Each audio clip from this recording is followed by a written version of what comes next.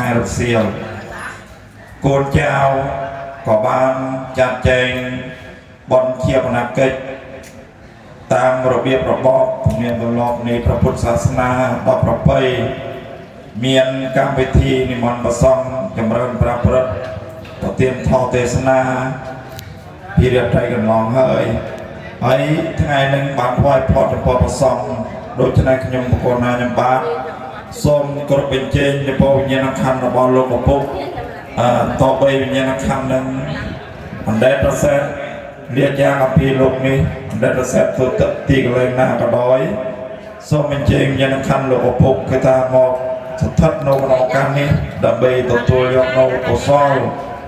ដែលប្រសងផុតតាមមោទនីបាញ់មិញគឺកុសលផលបានដែលកូនចៅបានធ្វើបានជាបណកិច្ចជូនចំពោះលោកឪពុកនេះ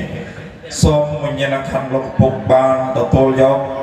ទុកដូចជាផលដែលលោកឪពុកបានធ្វើបន្តខ្លួនដើម្បីនឹងវិជ្ជាពីទៅតាមខ្លួនទៅត្រៃខាងនេះនឹងដោយឡែកលោកឪពុកចំណែកវិញ្ញាណក្ខន្ធនៃបុព្វការីជនក្នុងត្រកូលដែលមានលោកម្ដាយដែលមានជាដូនជាតាបងប្អូនទាំងអស់នៅក្នុងត្រកូលគ្រួសារគឺខ្ញុំក៏ណាខ្ញុំបាទក៏សូមប្រំលែកកុសលនឹងមួយចំណែកជូនចំពោះលោកណាដ៏មានគុណដែលជាបុព្វការីជនដែរមួយចំណែកវិញទៀតខ្ញុំក៏ណាខ្ញុំបាទក៏សូមឧទ្ទិសជូនចំពោះស្ដេចក្រុងពាលីម្ចាស់ទឹកម្ចាស់ដីតាមចាស់ស្រុកភពភូមិស្ដេចទេវតាដែលថែរក្សាក្នុងផ្ទះសម័យក្តីថែរក្សាក្នុងដើមឈើតូចឈើធំបឹងបូអូចឡងព្រៃភ្នំក្រមថ្មឬក៏ស្ដេចទេវតាទាំង4ដែលហៅថាចាត់ទៅលោកបាលទាំង4នេះ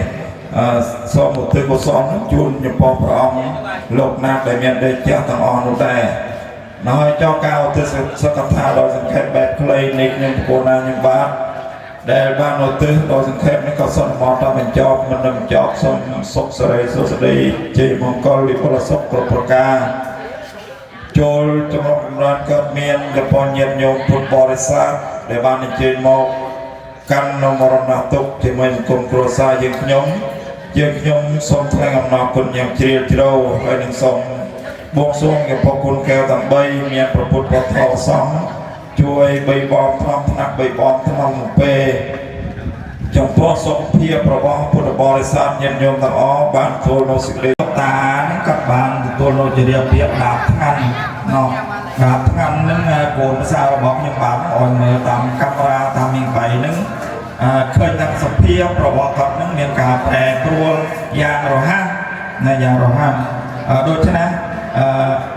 រួចអំពីថ្ងៃ12នោះដល់ថ្ងៃ13 14គឺខ្ញុំបានអញ្ជើញមកសួរសុខទុក្ខគាត់ថ្ងៃនោះគ្រួសាររបស់មីងនាងស្វឹងនឹងហៅថាជួជាបាត់ក្រលោជាចាក់ខាងមុខក៏ដូចជាកើតប្រតាំងមិនតន់ហើយតែនឹងលោកតាគាត់បានដេកនៅខាងក្រោយកូនចៅទាំងអស់មានកូនរបស់ទាំងហើយមានក្មួយបាក់សៃក្មួយចានស្វាយជាដើមបានរកពេទ្យមកព្យាបាលជំងឺនៅក្នុងគេឋានមានការបញ្ចូលទឹកស្មុតរហូតដល់បញ្ចូលហៅថាសយោដែលជូនណោហៅថាឧជារោតាមរនចំមកក្នុងមានការចិញ្ចុកបបឬក៏ទឹកដំតាមរនចំមកប៉ុន្តែជំងឺរបស់គាត់នឹងมันអាចនឹងស្រាក់ស្រាមបានជាកូនចៅបានស្របប្រទេសគ្នានិមន្តព្រះសង្ឃទៅហៅថាចម្រើនប្រព្រឹត្តជួនជាធម្មទានតាមប្រពៃណីនៃនគរពុទ្ធសាសនានិមន្តព្រះសង្ឃទទួល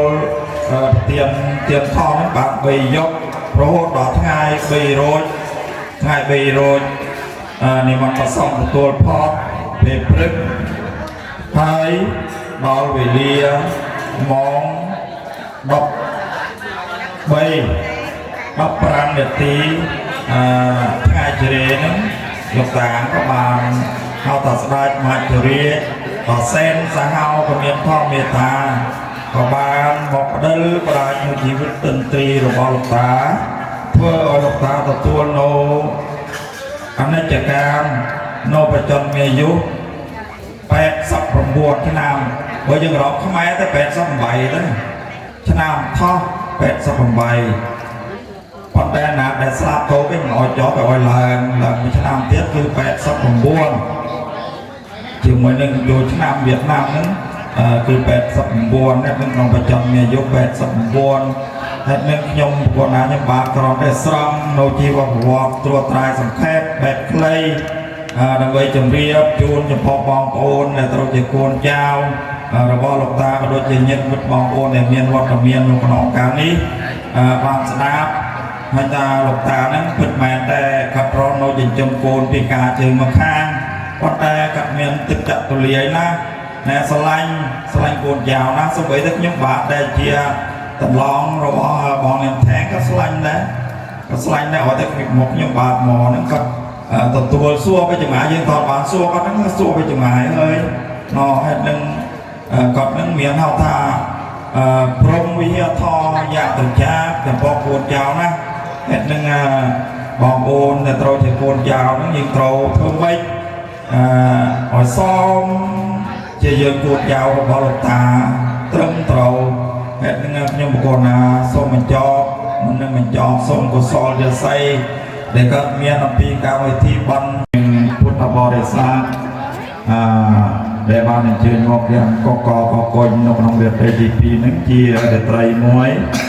ពោពេញទៅដោយកុសលចេតនាគឺរាត្រីរតនីនិមន្តប្រសងធ្វើកិច្ចពុទ្ធវិសេកដើម្បីឧទ្ទិសកុសលជូនចំពោះវិញ្ញាណក្ខន្ធរបស់លោកតាដែលត្រូវជាលោកពុកនៃកូនចៅបតិណាក្រុមកុសលសម័យដើមបុណ្យហើយកម្មវិធីក៏បានធ្វើនៅកិច្ចនមស្ការកំណងផតោជាយកមកដល់ការអានជីវប្រវត្តិសង្ខេបនៃសពរបស់លោកតានៅក្នុងដំណើរជីវិតរបស់គាត់ហេតុនឹងដំណើរជីវិតក៏ដូចជាជីវប្រវត្តិនឹងមិនមែនខ្ញុំបាទជាណាស់ហៅថាតែងទេខ្ញុំបាទគ្រាន់តែស្រង់ហៅថាស្រង់ចេញអំពីសៀវ